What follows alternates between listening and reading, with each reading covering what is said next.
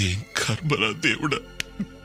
Kanguva movie review and ఇప్పుడే premier చూసి రావడం జరిగింది. అండ్ లిటరలీ మూవీ అయితే చాలా బాగుంది.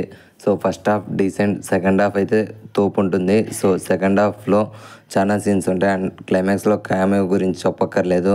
అండ్ ఆ క్యామియో క్యారెక్టర్ గురించి అందరికీ తెలుసు, బట్ తెలియని వాళ్ళు కామెంట్ చేయండి. చూసారా సార్ డబుల్ యాక్షన్.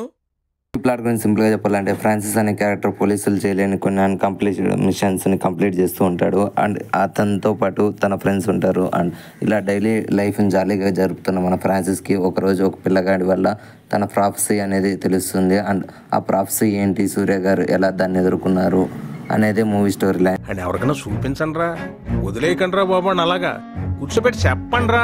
ఇప్పుడు ఇన్ డెప్త్ రివ్యూ గురించి మాట్లాడుకోవాలంటే ఫస్ట్ హాఫ్ అయితే వీళ్ళు ఫుల్ సెటప్ వాడుకున్నారు. అండ్ ఫ్రాన్సిస్ క్యారెక్టర్ని బాగా ఎక్స్ప్లోర్ చేశారు. అండ్ ప్రతి ఒక్క మైన్యూట్ డీటెయిల్ని శివ గారు క్యాప్చర్ చేశారు. అండ్ మైక్రో డీటెయిల్స్ టీమ్కి అయితే చాలా బాగా నచ్చుతుంది ఈ movie. And second half full of periodic drama ఉంటుంది కాబట్టి మనకి బాగా action scenes and movie proceedings బాగుంటాయి. అండ్ మ్యూజిక్ ఈజ్ 50-50 ఛాన్సెస్ అనే చెప్పొచ్చు. ఎందుకంటే డిఎస్పి గారు పాటల పరంగా కుమ్మ అవతలు పడేశారు. అండ్ బీజిఎమ్స్ వైజ్ కొన్ని బాగున్నా కంగువా బీజిఎం అండ్ మిగిలినవన్నీ వాటిని రిపీట్ చేసుకుంటూ వాడేశారు కాబట్టి జస్ట్ యావరేజ్ అంతే. ఎర్రి పూకులంతా ఒక్క ఈ చోటే చేరారేలా. అండ్ ఈ మూవీస్ ని ట్రియాలజీగా ప్లాన్ చేశారు, మొత్తం 3 పార్ట్స్గా. బట్ పార్ట్ 2కే మూవీని స్టోరీని ఫినిష్ చేసేయచ్చు. బట్ పీరియాడిక్ డ్రామాని బాగా ఎక్స్ప్లోర్ చేయలేదు. సో సెకండ్ హాఫ్లో బాగా ఎక్స్ప్లోర్ చేయొచ్చు. ఫ్రాన్సిస్ క్యారెక్టర్ని బాగా చూపించారు. అండ్ ఫ్రాన్సిస్ క్యారెక్టర్తో పాటు కనెక్షన్తో చిన్న పిల్లోడి క్యారెక్టర్ ఉంటుంది. సెకండ్ హాఫ్లో ఆ పిల్లోడిదే ఎక్కువ క్యారెక్టర్ స్కోప్ ఉండే క్యారెక్టర్. అండ్ ఆ పిల్లోడు కూడా బాగా చేశాడు. And next character highlight Kanguva character. Literally Suriya గారు జీవించేశారు. ఆఫ్టర్ 2.5 years తర్వాత తన థియేటర్కల్ సినిమా రిలీజ్ అయింది. మధ్యలో ఈటీ మూవీ రిలీజ్ అయినా అది ఫ్లాప్ గానే నిలిచింది.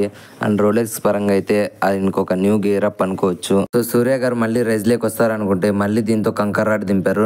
రియలీ లడ్ టెంప్లెట్ అండి, అసలు తిట్టడానికి బూతులు కూడా రావడం లేదు. అండ్ సూర్య గారు మన అడాప్టెన్స్ సన్ కాబట్టి ఆయన గురించి ఎక్కువ మాట్లాడలేదు.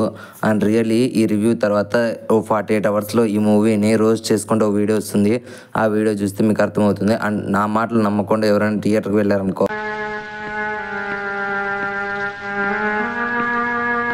అసలు సూర్య గారు ఈ మూవీని ఎట్లా ఒప్పుకున్నారు నాకైతే అర్థం కావడం లేదు.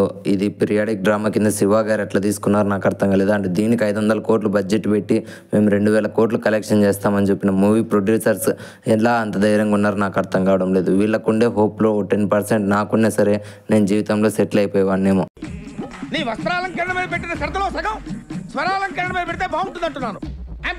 సూర్య గారి మీద ఉండే రెస్పెక్ట్ ఈ మూవీతో పూర్తిగా పడిపోయిందండి. And next Rolex stand alone film కోసం ఎదురు చూస్తున్నా. అంతకంటే ముందు కార్తిక్ సుబ్బరాజ్ గారు తీయబోయే మూవీ కోసం ఈగర్లీ వెయిట్ చేస్తున్నా. అండ్ ఈ మూవీని మర్చిపోండి మీరు.